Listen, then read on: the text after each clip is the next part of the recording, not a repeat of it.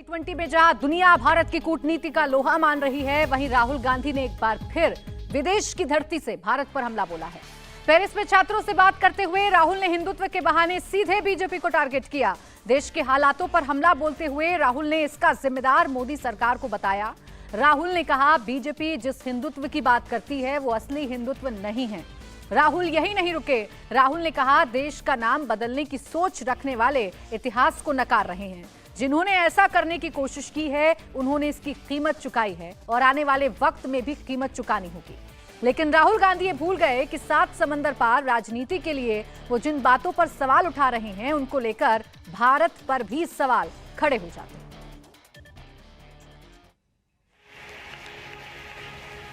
Look, I've read the Gita, I've read number of the Upanishads, I've read many Hindu books. There's nothing Hindu about what the BJP does. Nothing Hindu about it. Right?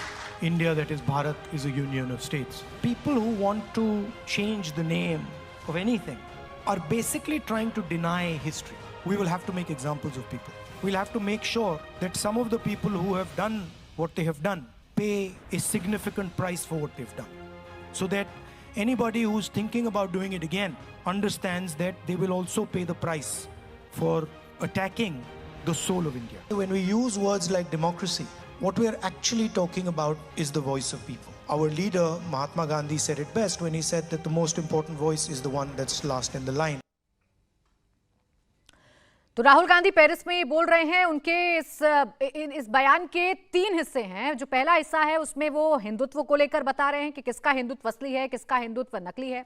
एक हिस्से में वो ये बता रहे हैं कि कैसे यहाँ पर नकारात्मकता है, कैसे यहाँ पर भारत के नाम और इंडिया के नाम को लेकर जो सियासत चल रही है, कैसे उसमें बीजेपी अटैक कर रही है इंडिया की सोल पर, भारत की सोल पर, देश की सोल पर, आत्मा पर। और तीसरे हिस्से में बता रहे हैं कि डेमोक्रेसी खत्म हो चुकी है, जिसका राग यहाँ पर भी अलापा जाता है कांग्रेस की तरफ से।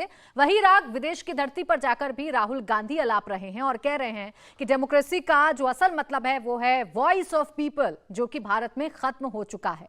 तो एक तरफ G20 को लेकर दुनिया भर में भारत की चर्चा हो रही है और उसी दौरान राहुल गांधी लगातार विदेश की धरती से ऐसे बयान दे रहे हैं जिसमें वो विरोध सरकार का नहीं बल्कि विरोध भारत का कर रहे हैं।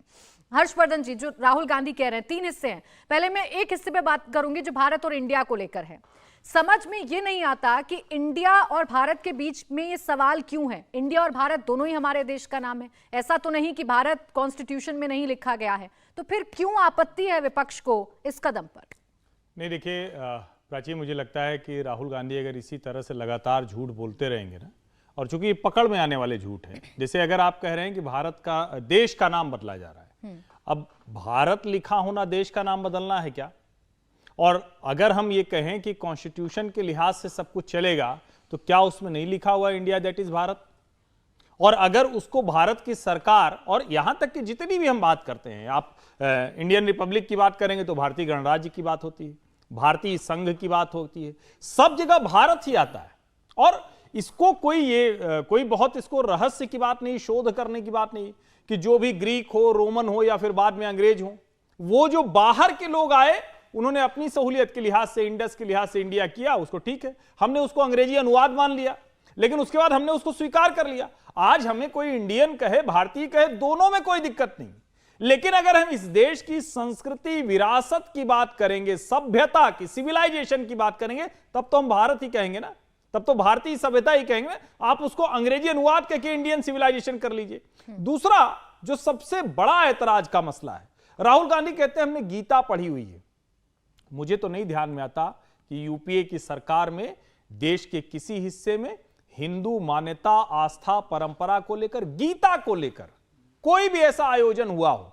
हम पहली बार देख रहे हैं कुरुक्षेत्र में जब गीता महोत्सव होता है तो वो देश भर में लोगों को पता चलता है। अब आप कहेंगे कि इससे क्या मतलब है, वो गीता लोगों को दे देते हैं, कुरुक्षेत्र में जाकर बात कर रहे हैं, इससे क्या मतलब है? आप कह देंगे कि कृष्ण को हमने पढ़ा है और आपको कृष्ण जन्मभूमि पर आपकी कोई राय नहीं है। आप कहेंगे कि शिव हमारी दादी जी वो शिव भक्त थी, जनेऊधारी ब्राह्मण है, लेकिन आपको काशी विश्वनाथ धाम की कोई चिंता नहीं रही। और मैं तो मतलब मुझे ध्यान में है कि गलियों में मैं पहली बार भूल गया था कि बाबा विश्वनाथ है, वो जो BHU वाला शिव मंदिर है वहां चले गए कि ये बड़ा बढ़िया है, वहां ये स्थिति थी और आज वो भी करते, तो वो भी हिंदुत्व तो नहीं है। आप कहेंगे कि कुंभ होगा, लेकिन उसकी किस तरह से हम कुंभ कराएंगे और किस तरह से नरेंद्र मोदी कराते हैं तो आप कहेंगे रही तो बड़े पैमाने पे कर दिया, लेकिन कोई मतलब नहीं। इसका मतलब यह हुआ कि देश की हर आस्था के केंद्र को आप अगर बेहतर होते हुए देखते हैं तो आपके लिए वो कोई हिंदुत्व नहीं।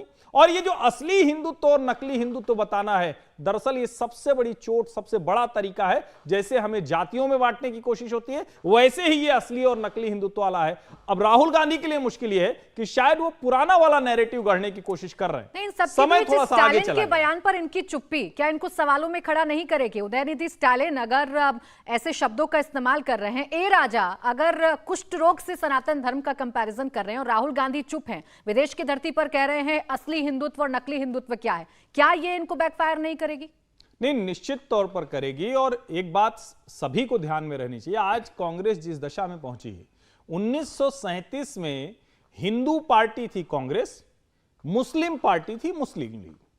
आजादी के बाद चूंकि एक बड़ा वर्ग वो चला गया पाकिस्तान, सिर्फ मुसलमान होने की वजह से, लेकिन बड़ा वर्ग मुसलमानों का यहां भी रह गया, वो देशभक्त मुसलमान थे।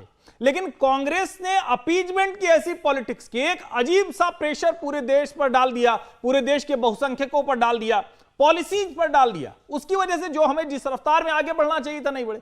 जिस तमिलनाडु की बात कर रहे हैं, वहां से कांग्रेस का सफाया क्यों हुआ, क्यों वो आउट हो गए वहां की राजनीति से? क्योंकि करुणानिधि, उससे पहले जिनको हम ईवी रामास्वामी, जिनको पेरियार के नाम, ये सब लोग कांग्रेस को ही बुरा भरा कहते थे, राष्ट्रीय पार्टी होने के नाते, एक भारत की पार्टी होने के नाते।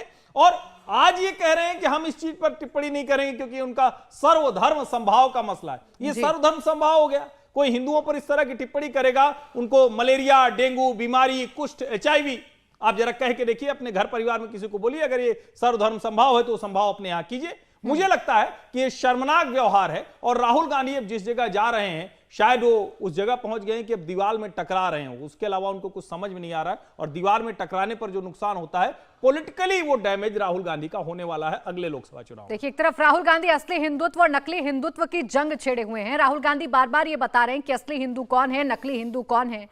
G20 को लेकर लगातार कांग्रेस प्रधानमंत्री नरेंद्र मोदी को टारगेट कर रही है। इंडिया टीवी हर वक्त हर जगह डाउनलोड करने के लिए सर्च करें India TV news Google play store या ऐप स्टोर पर।